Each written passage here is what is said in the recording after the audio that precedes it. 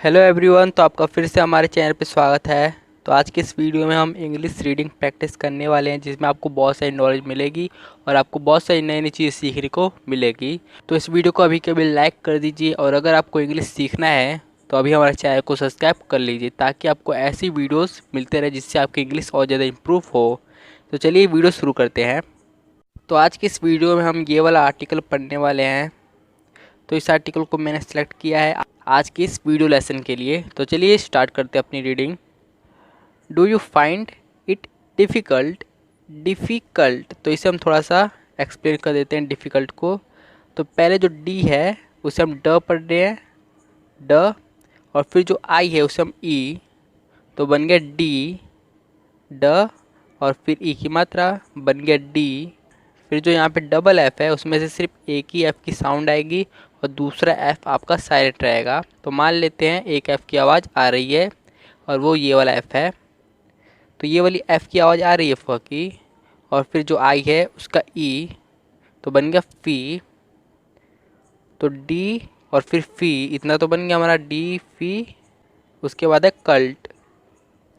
तो यहाँ पे जो सी है उसकी आवाज़ आ रही है क की, और जो यू है उसकी आ रही है अ की। तो क, और फिर जो एल है उसकी आ रही है ल की, और जो टी है उसकी ट। तो क ल ट, क ल ट कल्ट। तो ऐसे आप पढ़ सकते हैं। तोड़ के आप पढ़ते हैं तो आप बेहतर तरीके से पढ़ सकते हैं। Difficult, difficult. टू स्पीक, तो स्पीक को भी थोड़ा अच्छे से पढ़ लेते हैं।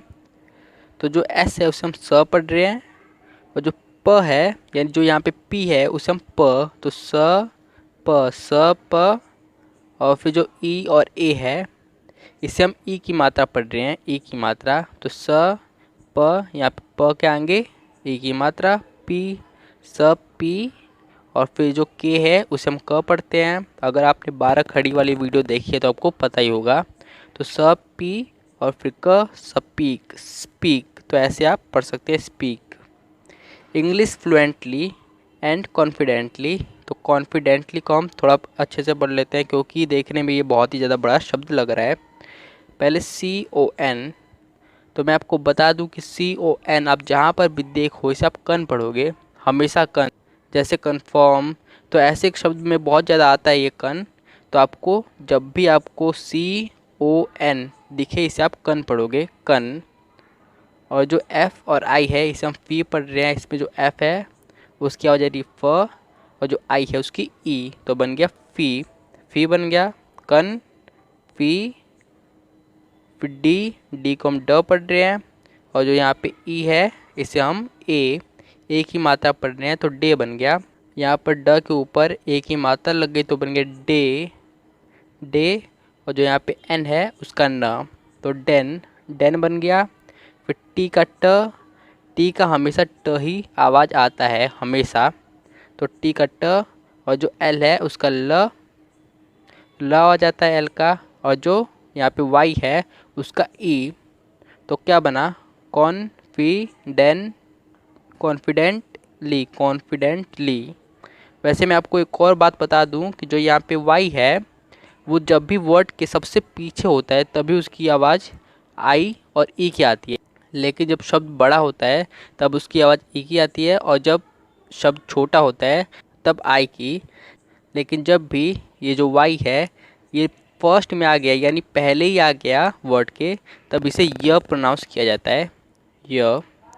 तो आपको समझ में आ गया होगा। तो ऐसे कॉन्फिडेंटली बना हमारा। इवन आफ्टर मैनी मंथ्स और years of study. If so, this post may help you understand your situation. तो सिचुएशन को हम थोड़ा ढंग से पढ़ लेते हैं। सिचुएशन, तो यहाँ पे जो एस है उसे हम स पढ़ रहे हैं, और जो आई है उसे हम ई, तो बन गया सी, सी। और मैं आपको बता दूं कि टी और यू जहाँ पर भी आप इसे देखो तो इसे ज़्यादातर क्या पढ़ा जाता है, च। टी और यू इसमें ये च पढ़ा जाता है। जो टी है वो, जो टी है वो च पढ़ा जाता है, और जो यू है वो तो यू पढ़ा ही जाता है। तो जब भी आप टी को यू के साथ देखें तो आप टी को च पढ़ोगे। तो यहाँ पे मैंने च लिख दिया, और जो यू है उसका ऊ का साउंड अलग से आएगा, ऊ। तो ये ऊ बन गया यहाँ पे च के पास, तो चू बन गया, सी चू। जो ये ऊ की मात्रा थी वो च में जुड़ गई, तो सी चू, सी चू। और फिर यहाँ पे ए है तो उसका साउंड ए का अलग से आएगा, ए। फिर शन, TION। जहाँ पर भी आप इसे देखो तो इसे हमेशा शन पढ़ा जाता है, हमेशा शन। तो पूरा क्या बना, सिचुएशन। मोर क्लियरली, तो क्लियरली को हम पढ़ते हैं, यहाँ पे जो सी है उसे हम क पढ़ रहे हैं और जो एल है उसे हम ल पढ़ रहे हैं। और यहाँ पे जो EAR है इसे आप ईयर पढ़ रहे हो, ईयर, ईयर पढ़ रहे हो, ईयर, ईयर। तो यहाँ पे जो एल है, पीछे एल है उसका ल, और जो ईयर, ईयर है वो जुड़ गया तो बन गया लियर, तो लियर बन गया। तो पहले क, सी का क, और फिर लियर, क्लियर, क्लियर हो गया। और फिर एल और वाई, ये जहाँ पर भी आपको दिखे, ये कॉमन वर्ड है, जहाँ पर भी आपको इसे दिखे तो इसे आप ली पढ़ोगे, हमेशा आप इसे ली पढ़ोगे। तो क्या बना, क्लियर, फिर ली, clearly. And offer some helpful tips, तो हेल्पफुल को यहाँ पे हम देख लेते हैं। यहाँ पे जो एच है उसे आप ह पढ़ रहे हो, और जो ई है उसे आप ए की मात्रा, तो बन गया हे बन गया। और फिर जो एल है उसे आप ल पढ़ रहे हो, तो है ल। और जो पी है उसे आप प, तो हेल्प। इतना आपका बन गया हेल्प।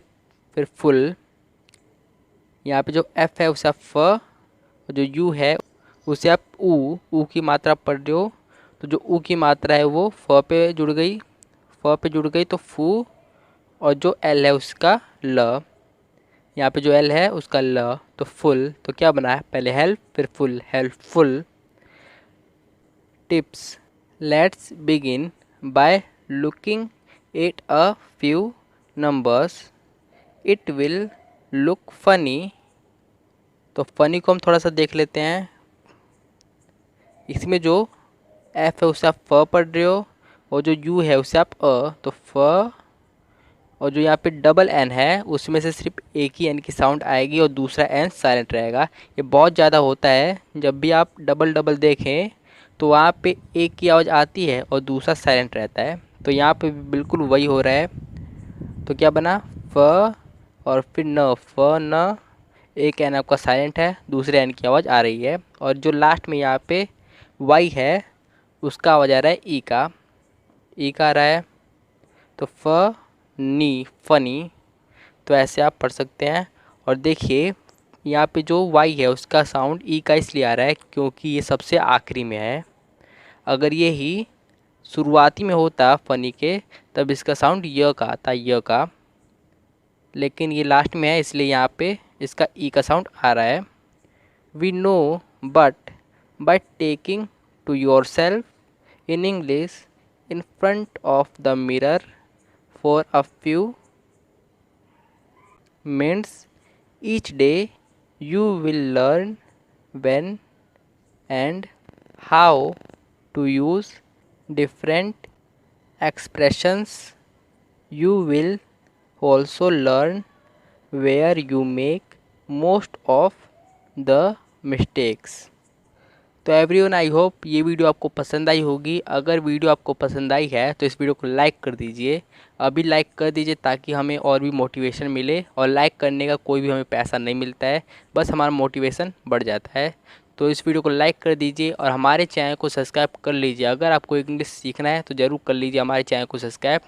तो तब तक के लिए हमारी इस वीडियो को पूरी देखने के लिए धन्यवाद।